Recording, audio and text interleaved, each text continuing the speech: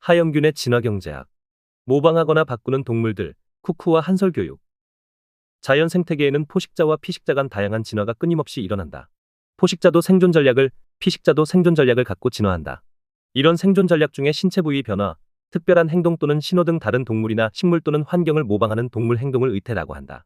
이런 의태는 각 종마다 다양한 형태로 진화했다. 다양한 의태를 통해 동물들의 화려한 생존 전술을 확인할 수 있다.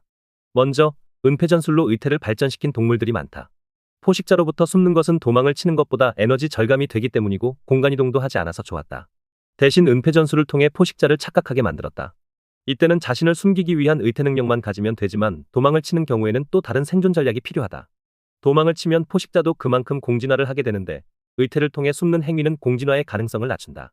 이것이 오히려 피식자에게는 생존에 더 유리한 위치를 점하게 해준다. 다만 의태에 의한 숨기가 발각되면 어떻게 될까? 심각하게는 종이 멸종의 운명을 맞을 정도로 위험하기도 하다. 하지만 의태로 살아남은 동물의 입장에서는 이 의태로 숨는 것이 가장 효율적인 생존 방식이라는 점을 보여준다. 예를 들면 자벌레가 나무의 가지와 같은 모양으로 의태를 하거나 해마가 해초와 같은 색깔을 지니는 형태로 의태를 하기도 한다. 대표적인 위장 동물인 카멜레온은 은폐 전술에 뛰어나다. 카멜레온은 위장 의태를 통해 천적인 새로부터 스스로를 보호한다. 둘째로는 경계 전술을 사용하는 경우이다. 이를 베이츠 의태라고 하는데 이를 보고한 학자인 헨리 월터 베이츠의 이름을 딴 것이다. 이 방식은 포식자에게 그 포식자를 위협하는 존재 또는 무가치한 존재로 의태를 하는 진화다. 이는 포식자가 그 존재를 기피하도록 만들어 위험을 벗어나는 방식을 말한다.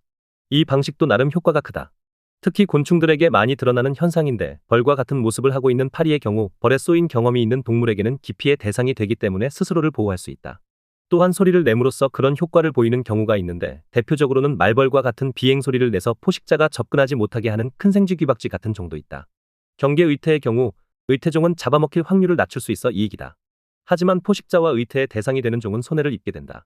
왜냐하면 만약 포식자가 의태종을 먼저 접촉했다면 진짜로 유해한 종을 만났을 때 피해를 입을 수 있다. 이때 유해한 종 역시 포식자에게 공격을 받게 될 확률이 증가하므로 피해를 입게 되는 것이다. 이와 반대로 유해한 종에 대한 학습이 먼저 이루어졌다면 포식자는 잠재적 먹이인 의태종 개체들을 놓치게 된다. 의태종은 의태의 대상이 되는 종을 담는 방향으로, 의태의 대상이 되는 종은 의태종과 달라지는 방향으로 진화가 일어나게 된다. 대표적인 사례로는 나방이나 꽃등에가 있는데 이들은 독침을 가진 벌과 같은 모습을 가지거나 날개의 부엉이의 눈을 닮은 문양을 지니거나 하는 방향으로 진화했다. 셋째로는 상호모방 전술을 활용하는데 둘 이상의 종이 서로 닮아가는 것을 말한다. 독성이 있는 종들 사이에 비슷한 경고색 패턴을 공유하는 경우 해당하는 전술이다. 독일 동물학자인 프리츠 밀러의 이름을 따서 밀러 의태라고 한다. 이런 전략을 펴는 이유는 수가 많을수록 생존에 더 강해지고 유리하기 때문이다. 즉, 같은 환경에서 그 수가 많을수록 어느 하나의 개체는 먹힐 확률이 낮아진다. 만일 독성을 지니고 있는 종에 대해 경험을 하게 되면 포식자는 그 다음부터 그 비슷한 종을 회피하게 되어서 생존 확률을 높인다. 포식자가 한 종에 대해 불리한 경험을 하게 되면 비슷하게 보이는 다른 종에 대해서도 기피를 하게 만들기 때문이다. 이들은 계통학적으로도 전혀 관계가 없고 상호 종 간의 먹이 관계도 없지만 상호 필요에 의해서 상호 모방 의태를 하는 것이다. 이들은 베이츠 의태와 달리 모방자와 피모방자를 구분하지 못한다. 홍반딧과 딱정벌레목이나 열대지방의 동납이나 말벌, 산호뱀 등에서 보이는 의태이다. 네 번째로는 경고전술을 쓰는 경우도 있다. 자신이 위험하거나 포식의 대상이 되지 않는다고 광고하는 동물이 쓰는 전술이다. 독을 품고 있는 동물들이 이런 전략을 쓰는데 대표적으로 독을 품고 있는 뱀이 스스로를 광고하는 것이다. 그러면 그 독으로 인해서 피해를 본 포식자들은 더 이상 달려들지 않는다. 이는 한 마리가 희생하여 같은 종 전체에 이득을 주는 행위이기도 하다. 무당벌레의 경우는 새들이 자신을 잡아먹어도 맛이 없어 뱉어내도록 만든다.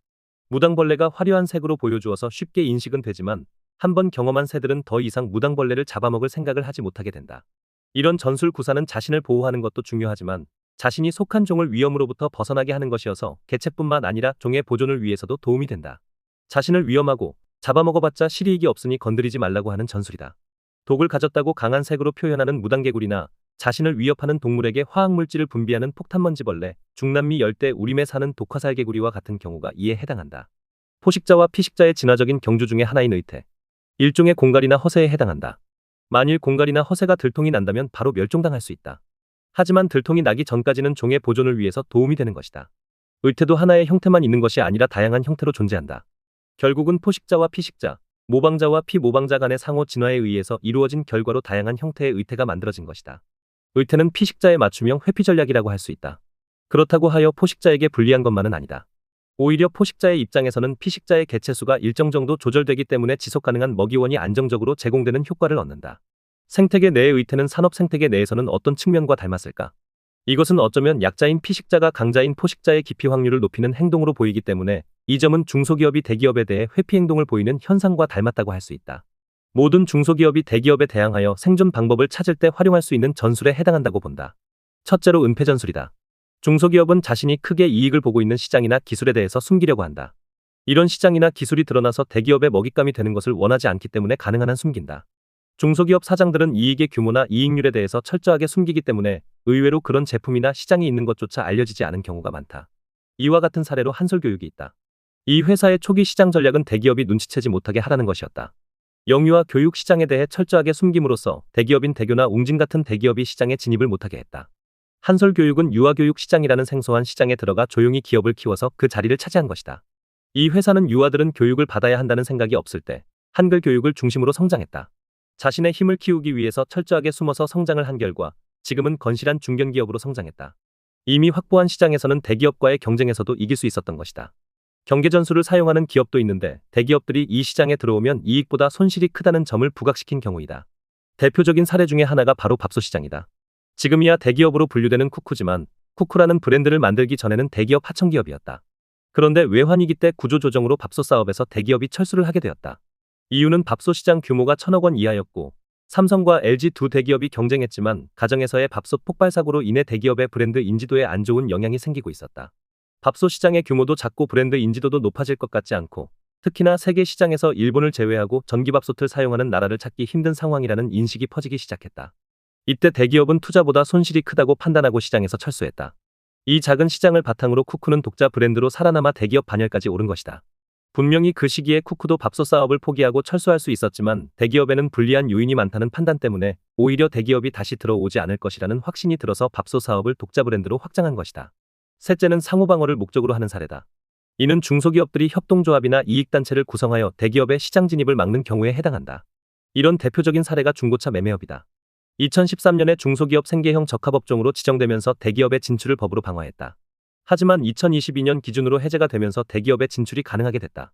현재 국내에서는 중소기업 적합업종으로 지정하는 기관으로 동반성장위원회가 그 역할을 맡고 있다. 해마다 그 업종을 지정하고 해제하는 것을 반복하고 있다.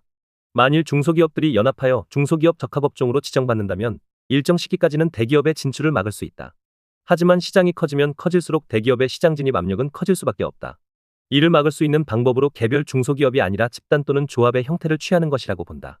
넷째는 경고전술 전략을 구사한 경우인데 대기업이 중소기업 시장에 들어올 경우 어느 정도 희생을 치러야 한다는 점을 부각시키는 경우에 해당한다. 대기업 유통체인점이 골목상권을 위협할 경우 이를 방어하고자 하는 다양한 노력들이 과거 할인점이나 대형 유통점 개장 때마다 있었다. 대기업에 비해서 규모의 경제로 밀리기에 자유경쟁 시 약할 수 있지만 지역 내의 다양한 단체나 공공기관들과 협력할 경우 어느 정도의 방어력이 생기는 경우도 많았다.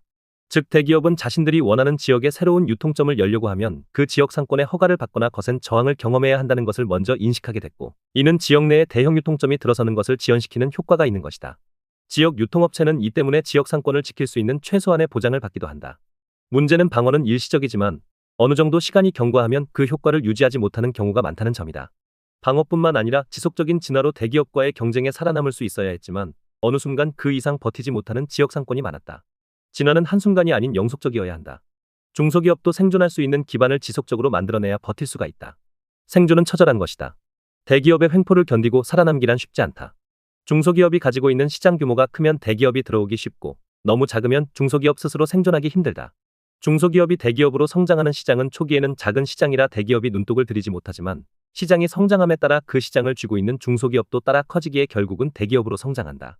대표적인 사례가 바로 네이버나 카카오 같은 플랫폼 기업이었다. 이들의 초기 시장은 작았지만 미래 잠재력을 믿고 시장을 키워온 결과 대기업으로 성장할 수 있었던 것이다. 대기업은 대기업이기 때문에 약한 부분도 많다. 몸을 쉽게 움직이기 힘들고 약하게 보일 수도 없다. 그리고 의태와 같은 중소기업만의 특별한 행동을 하기도 어려운 측면이 있다. 중소기업은 중소기업으로서 생존할 수 있는 다양한 방법이 있다는 점을 동물들의 의태를 통해 확인할 수 있다. 약하지만 그래도 생존할 수 있는 방법이 있다는 점을 중소기업들이 깨달았으면 좋겠다. 더 칼럼니스트